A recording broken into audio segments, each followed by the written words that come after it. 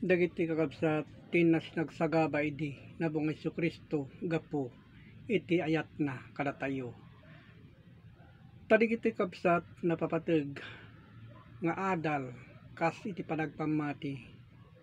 Tadigiti kabsat iso iti adda kadagiti mabasa nga ulidanan tayo.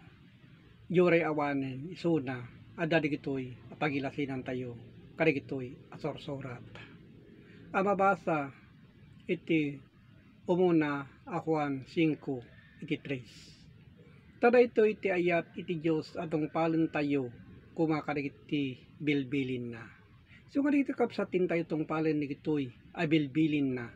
Tayo ray hatay makita no diket iti mangkita kakapsat kadagiti panpanunot tayo nagturong iti Diyos.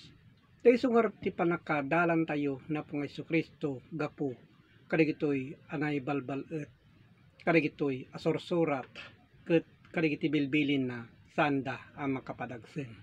So kadagiti kapsat ngayon na ibagbagahan nga makapadagsen iti kapsat kas iti panagawit iti cross ngayon na ibagbaga. Kadagiti dadto kapsat iso iti adda apamatida nga mapanda ibaklay iti cross. Yung diti kapsat kada tayo iso digitoy tin tayo met ibaklay gapo kadagitoy asasao ngayon na ibagbaga. Nalagan lang kakapsat digitoy nga inay papabaklay kada tayo gapo iti ayat na ten gapo iti ayat iti Diyos. Iti Diyos garod iso iti ayat. Iti mabasa iti Hebreo 9 iti 28 kasmet ni Kristo idinto naidaton anamin pinsan tapno awitin na nagiti basbaso. Tayo tinawid na kakapsat na pong Kristo gapo kadagiti basbasol iso daytoy itin na ibagbaga kadagiti addo maikadwa agparangto saan agapo iti basol no diket gapo amay paay iti padakay salakan kadagiti aguroray kenkuana. So kano datay kapsat ket pag-ura tay kenkuana iso dayta dumteng to dayta a panawon nga panaguroray kenkuana gapo iti intayo ipapatay.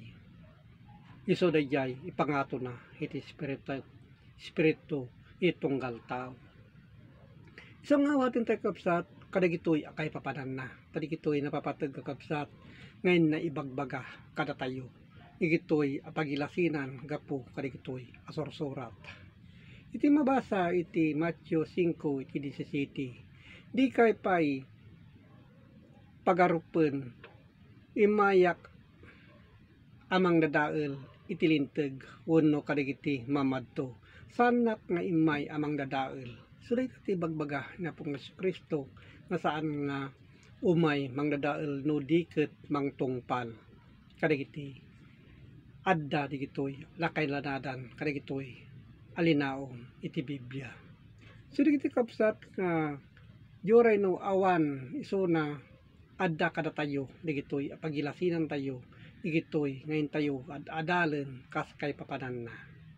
Iti mabasa iti may kadwa Timoteo 3 iti 17. Iso amin asurat ngayon paltiing iti Diyos iso metlaeng iti naimbag apakasursuruan pakatinggaran pakababalawan iti kinalinteg iti Diyos. So dayta kapsatin na ibagbaga nga digitoy amin digitoy apakasursuruan tayo ken pakababalawan tayo nanyaman iti dakes ken tayo aramiden dayti iti mangbabalaw nuin tayo agsukimat kadagitoy alinaon iti Biblia.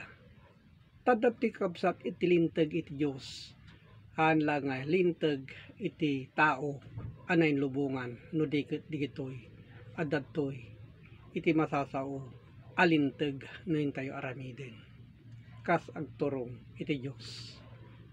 So digito kapsat may nakipapaabot gapo iti Facebook ken gapo ti YouTube tapno maawatan nyo kadagitoy akay papanan na gapo iti panagpamati. Kadagiti kapsat napapateg kada tayo no alaen tayo kadagitoy akay papanan na ket agyaman nakakabsat kadagito iti inna sinagsagaba na po nga Kristo idi ken kadagiti na pudno ang nagpamati kasti kabsat hanlaeng nga bauten iti kwarta kadagiti nadwa kabsat idaldalan dalaeng iti kwarta kas iti pagsapulan da ngem kita kabsat hang may parbeng di kita tada tayo metlaeng ti agkailangan iti kwarta nga tao anang kailangan na po Diyos iti kwarta no may panggaplaeng iti paringidalan iti intayo idayaw kinkwana gapo ni kita abanbanag ket agyaman nakakabsat maawatan nyo digitoy akay papanan na ket agyaman na amet iti Diyos Ama manakabalin sa amin. Amen.